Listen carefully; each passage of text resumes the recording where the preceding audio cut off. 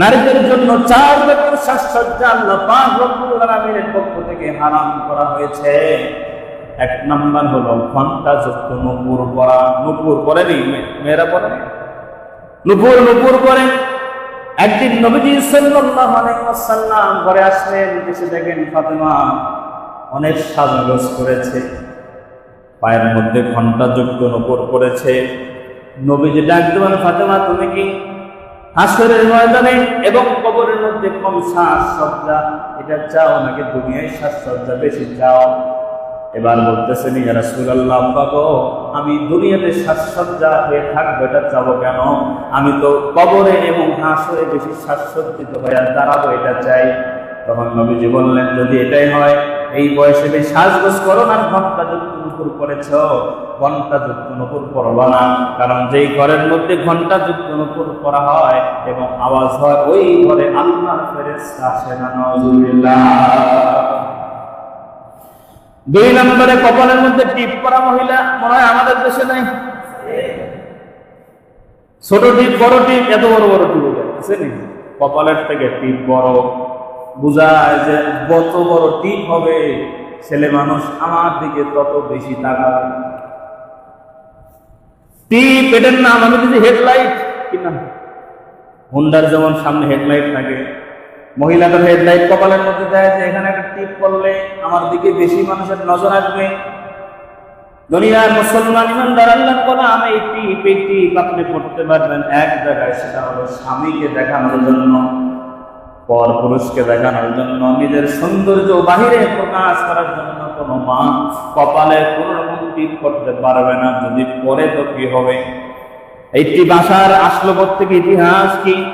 কম বেশি আমরা সবাই জানি, ইব্রাহিম আলাইহিস সালামকে অগ্নিকুণ্ডে ফেলানোর জন্য যখন চেষ্টা করা হয়েছিল, যখন হাজার চেষ্টা করার পরেও পারে নাই, তখন নমরুদের কাছে গিয়া শয়তান পরামর্শ দিলেন, এই জায়গার মধ্যে সুন্দরী নারীদেরকে আনিয়া জিনার কার্যক্রম চালু করেন, এখান থেকে ফেরেশতারা চলে যাবে।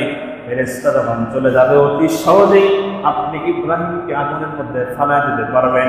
ওই সময় যেই নারীদেরকে ওই জায়গায় ডেকে আনার পরে অফার দিয়ে টাকা পয়সার বিনিময়ে জিনায় লিপ্ত করা হয়েছিল, ওই মহিলাদেরগুলোকে চিহ্নিত করার জন্য কপালের মধ্যে সিঁদুর অথবা কালো টিপ পরায় দেওয়া হয়েছিল। আলহামদুলিল্লাহ।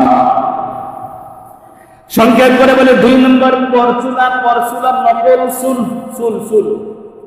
নকল চুল বাজারে কিনতে পাওয়া যায় ফ্যাশনের নামে। আমাদের মায়েরা নিজেদের চুলগুলো ফ্যাশন করে কাটে, অন্যান্য পর চুলে যারা লাগায় সৌন্দর্য বাহিরে প্রদর্শনের জন্য।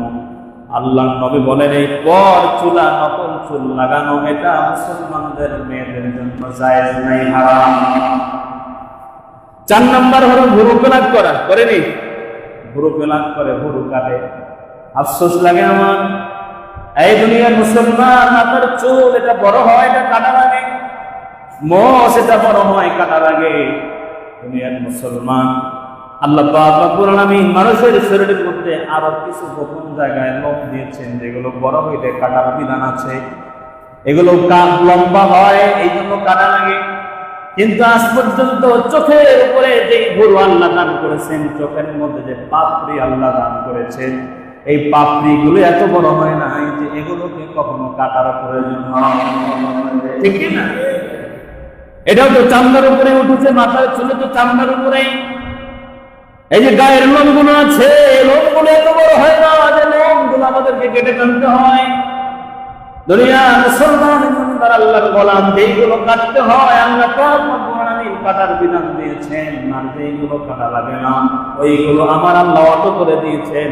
আমার আল্লাহ এমন ভাবে তৈরি করেছেন যেগুলো আর বড়ই হয় না। সুবহানাল্লাহ। যেই মায়েরা ভুরু কাটে, আমার কেন জানি মনে হয় যে আল্লাহ পাক রব্বুল আলামিন তাকে যেইভাবে সৃষ্টি করেছেন, আল্লাহ বলতেছেন এইভাবে তোমার ভুরু থাকলে তোমাকে সুন্দর লাগবে, এই জন্য আমি আল্লাহ এভাবে রেখেছি। তারা কেমন জানি বিউটি পার্লারে গিয়ে মনে করে যে আল্লাহ যেভাবে রাখছে এটা সুন্দর না, এই জন্য আমি আমার মন মতো কেটে সেটে নিজেকে আরো সুন্দর বানানোর চেষ্টা করি। এটা কেমন জানি আল্লাহ পাক রব্বুল আলামিনের যুক্তিকে খণ্ডন করার নামান্তর। আল্লাহ পাক রব্বুল আলামিনের সিদ্ধান্তের উপরে কেমন জানি আমি ছুরি চালাইলাম এমনটাই মনে হয়। আল্লাহ চাচ্ছেন বান্দা তোকে এইভাবে রাখলে আমার ভালো লাগে, বলছে না আল্লাহ আপনি চাইলে হবে কি, আমার ভুরুতে এমন রাখলে আমার ভালো লাগে। আল্লাহ পাক আমাদের মায়েদেরকে এই চারটা সাজসজ্জা থেকে আল্লাহ বিরত থাকার তৌফিক দান করুন। আমি